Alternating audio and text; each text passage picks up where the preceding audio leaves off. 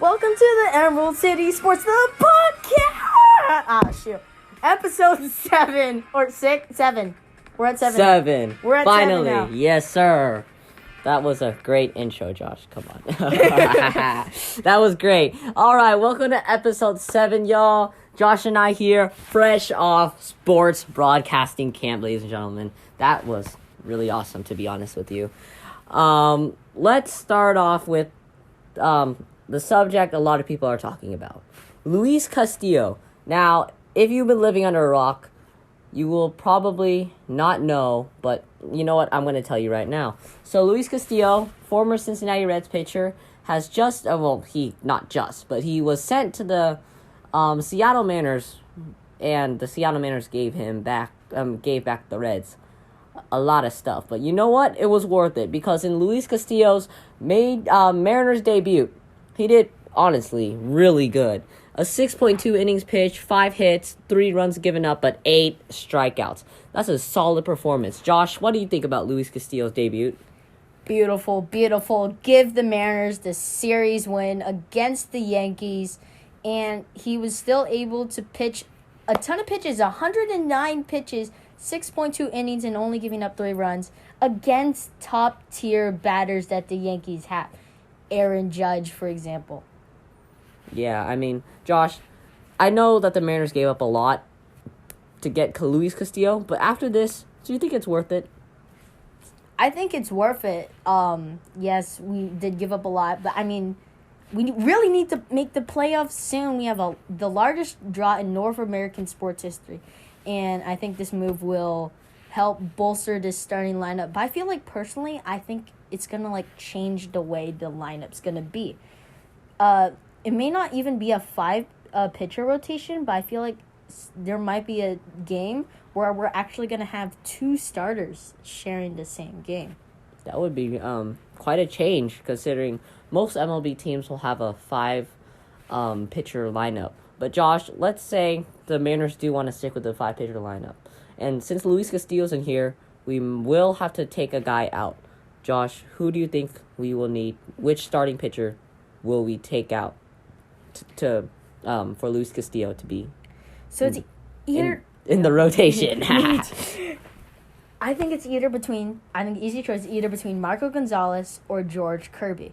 Now, I think we've seen before George Kirby's the better pitcher, but he hasn't been able to last that long, and we don't exactly need the arm right now. Marco Gonzales, yes, I feel like he's been the worst in this rotation, even worse than George Kirby, but he has the experience, and he'll be able to pitch longer so that we don't have to use our really good bullpen that much. We can save it for each game. With having 6 pitchers in the lineup, we have 1 less bullpen, which means, as we saw against the Rangers, we had to use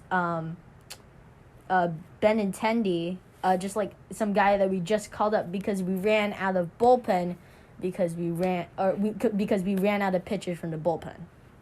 Yeah, I mean, personally, Marco, a lot of people are demanding him to get sent to the bullpen after his absolute stinker against the Yankees last time. But you know what? I guess the only problem with Marco is that he's really inconsistent. When he's good, he's good. But when he's bad, he just pulls out a goose egg. It's awful for him. And his inconsistency is the reason why a lot of fans are asking for him to get sent out of the bullpen, for Castillo to replace him, and all that stuff. But, I think we got to give Marco more chances, because he has proven himself multiple times that he can hang with the starters up there. Now, moving on, we're going to go over to the Virginia Mason Athletic Center. We are getting some rumors from certain insiders that GENO Smith most likely will be the day 1 starter. Now, this is not confirmed, obviously, because it all depends on the preseason. The preseason for the Seahawks has not started yet, as they begin next week against the Pittsburgh Steelers. But as for now, it seems like GENO Smith will most likely be the Seahawks starter, unless Drew Lock will be on fire during the preseason. Josh, what do you think about this new development? I think if you've been following this podcast, if you've been following our channels, I'm a big GENO Smith fan. He's a big Drew Lock fan. So I'm happy he got the job. Well, he is in the lead or is going to get the job per Pete Carroll, who says he's going to be in the lead, and then Steve Rabel, who gave us some insider information that I think he's also going to get the job.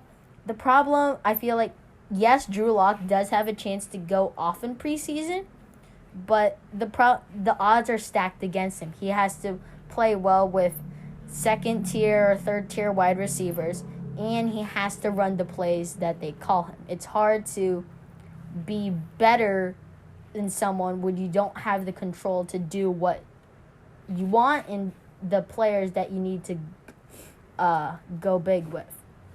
And, I mean, Geno Smith does have the upper hand here because, he's been experienced with the Seahawks playbook. He knows it very well from front to back. And he's worked with Russell Wilson, who is obviously going to be a future Hall of Famer. While Drew Lock, he just came over. He's still trying to catch up. He's learning. And this is his 5th offensive coordinator that he's working with. So that means another new environment to work in, another guy that he needs to get to know better. And that's going to be really hard for him. But, if he goes off in the preseason, there's another guy who did that once, and that was Russell Wilson. Now, if you flash back to 2012, everyone remembers the big deal for Matt Flynn, and then they draft a young rookie quarterback by the name of Russell Wilson, who everyone thought was way too short to be the NFL. And I remember Seahawks fans were like, wow, why would you do this? That is such a dumb idea. And you watch him in the preseason, yeah, he's not bad, but will he actually get the starting job?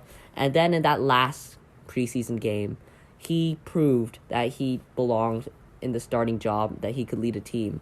And if Drew Lock can do that during the preseason, then, man, he could really just get that starting job, take that starting job from Geno Smith. But for now, once again, you heard it here, Geno Smith will most likely be the day one starter unless Drew Lock goes crazy in the preseason. These are pretty big developments, and it feels like this is the first time we've actually done something where, we feel like we're one of the first few people that have actually been able to say this. But we're pretty confident that, for now, Geno Smith is going to be the starter. But, hey, I'm still a Drew Lock fan. I think he can pull something off here because, hey, what was the point in bringing Drew Lock over? You're just going to leave him as a backup. But sticking with Seahawks training camp, people have been noticing that these few guys have been standing out during Seahawks training camp. And these are the rookie cornerbacks. I might have said quarterbacks by accident. Kobe Bryant and Tariq Woolen have been playing lights out, according to Seahawks analysts, insiders. And they have actually been able to hang with the number one guys. I've seen Kobe Bryant make plays on DK Metcalf, Tariq Woolen locking up Tyler Lockett over the cross. They've actually been really impressive, and it's crazy to think that these rookie cornerbacks are able to hold down against experienced veterans like Metcalf and Lockett. Josh, what do you think about Bryant and Woolen? Do you think they can possibly be a starter or get that slot corner? I think they could. I mean, as you said, they were able to lock down DK Metcalf, and they have this fresh speed and this fresh youth and just their entire rookie contracts that will help them stay in Seattle and keep them cheap for a few years. And I don't think we should waste it and let's put them on the field. Yeah. Now, we cannot forget Trey Brown is still on IR, which gives Tariq Woolen and Kobe Bryant a better chance at getting the starting job. Now, we know Sidney Jones will be one of the starting corners, but that other corner spot is still up for grabs. Let's see if Kobe Bryant or Tariq Woolen can possibly get it. Now, don't forget, Kobe Bryant, he was overshadowed by Sauce Gardner, but hey, Kobe Bryant did an amazing job at Cincinnati.